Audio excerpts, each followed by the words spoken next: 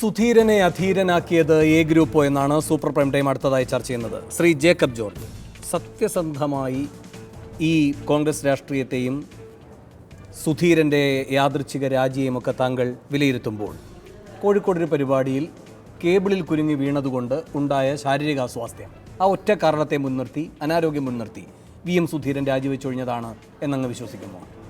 ഒരു ചെറിയൊരു പശ്ചാത്തലം പറഞ്ഞോട്ടെ.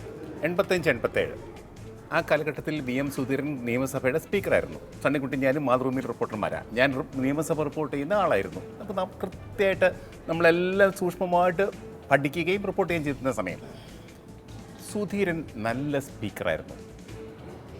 ആരുടെ ചെലവിൽ?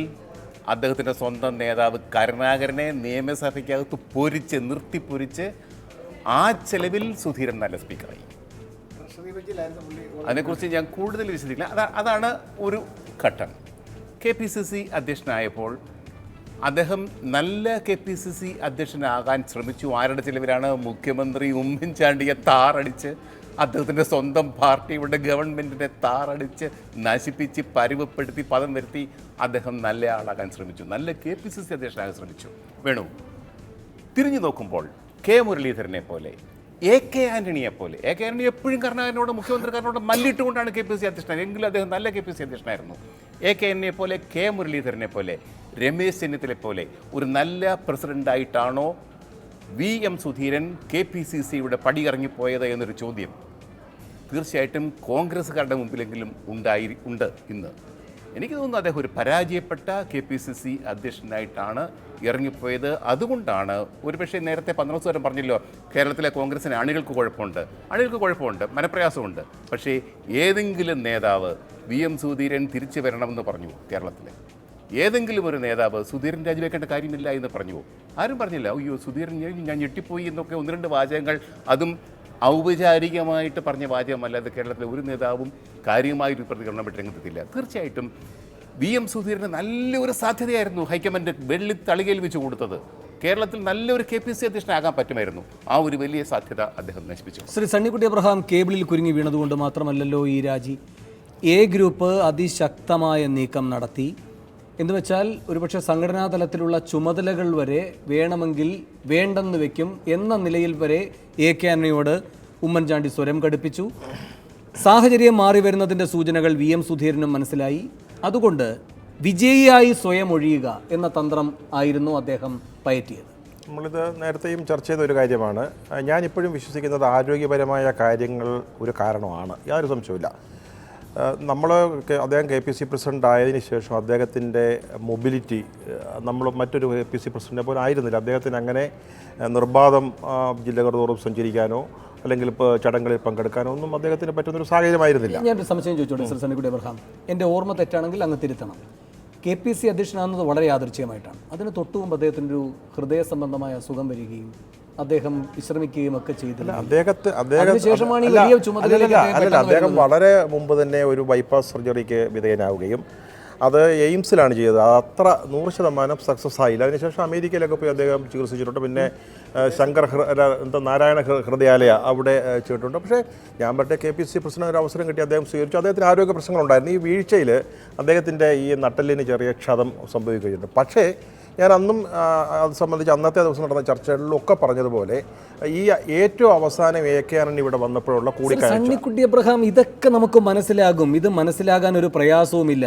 അതിലൂടെ അദ്ദേഹം നൽകിയ സന്ദേശം എന്തായിരുന്നു എന്ന് വിലയിരുത്തുമ്പോഴാണ് സംശയാസ്പദമാകുന്നത്. ഞാൻ പറയട്ടെ, അല്ല ഒറ്റ സെക്കൻഡ് സാർ.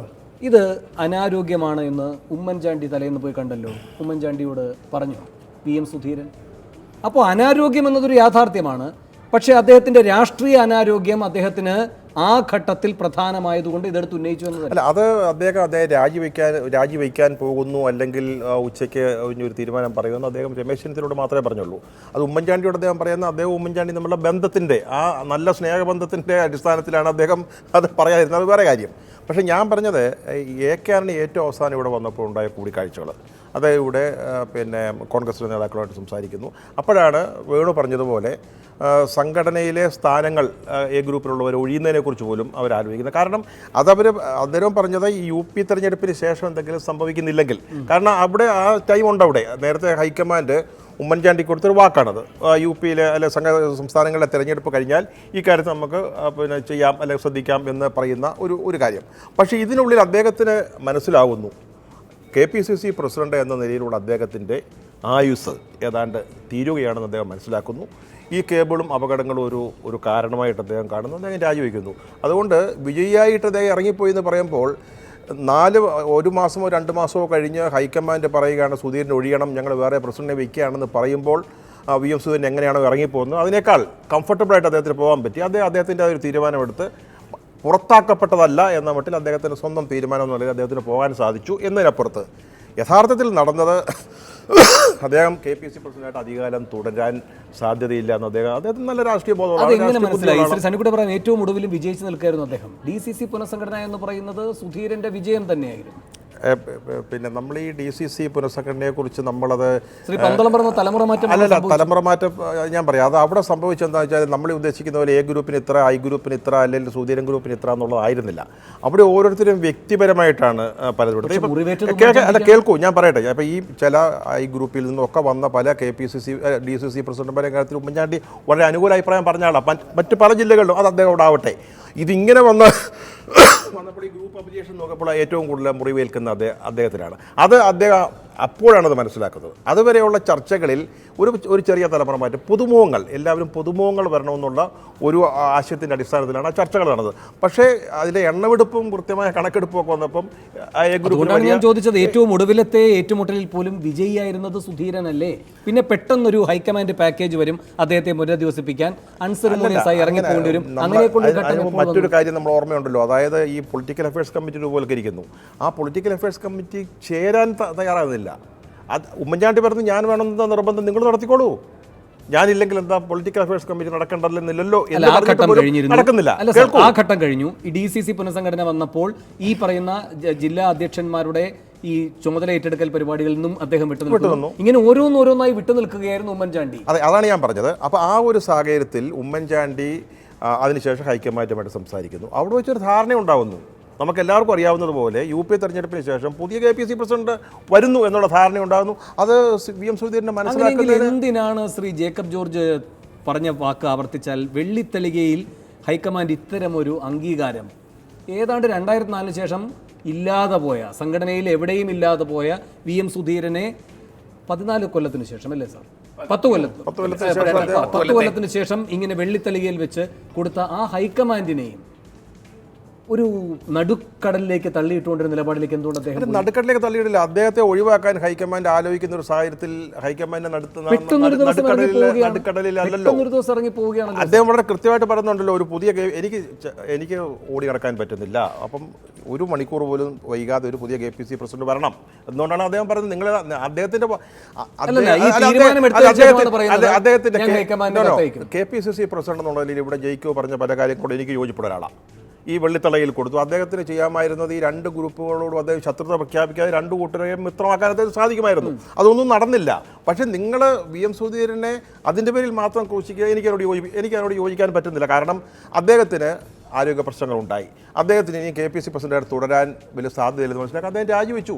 അതിനകത്ത് ആരെ നടുക്കടലിൽ തള്ളിയിട്ടു? എന്തൊരു ഹൈക്കമാൻഡ് എന്നുള്ളൊരു KPCC പ്രസിഡന്റ് ഇവിടെ പന്തളം പറഞ്ഞല്ലോ, ഒരു താൽക്കാലിക KPCC പ്രസിഡന്റ് വന്നാൽ മതി. ഞാൻ ചോദിച്ചോട്ടെ, 1.5 കൊല്ലമെങ്കിലും കഴിയാതെ 2 കൊല്ലമെങ്കിലും കഴിയാതെ സംഘടനത്തിലില്ല, അതിനെന്തിനാ താൽക്കാലികം? ആ 2 കൊല്ലത്തേക്ക് ഒരു മുഴുവൻ സമയ KPCC പ്രസിഡന്റ് വെച്ചുകൂടെ? എന്തിനാണ് നിങ്ങൾ ഈ ഇപ്പം നിലവിലുള്ള ഒരു ചാർജ് കൊടുക്കാൻ പോകുന്നത്? അപ്പോൾ അത് ഹൈക്കമാൻഡിന്റെ ഉത്തരവാദിത്തമാണ്, അല്ല ഇവിടുത്തെ കോൺഗ്രസ് നടത്തുന്ന ഉത്തരവാദിത്തം, അല്ലാതെ VM സുധീരൻ അദ്ദേഹത്തിന്. ഞാൻ മറ്റു അതിഥികളിലേക്ക് വരാം. എനിക്ക് വേഗം ഒരു ഇടവേളയിലേക്ക് കൂടി പോകണം. ഇടവേളയ്ക്ക് ശേഷം അവസാനമായി സൂപ്പർ പ്രൈം ടൈം ചർച്ച ചെയ്യുന്നത് ഹൈക്കമാൻഡ് കൈകടത്തുമോ കേരളത്തിൽ വീണ്ടും. ഇടവേളയ്ക്ക് ശേഷം.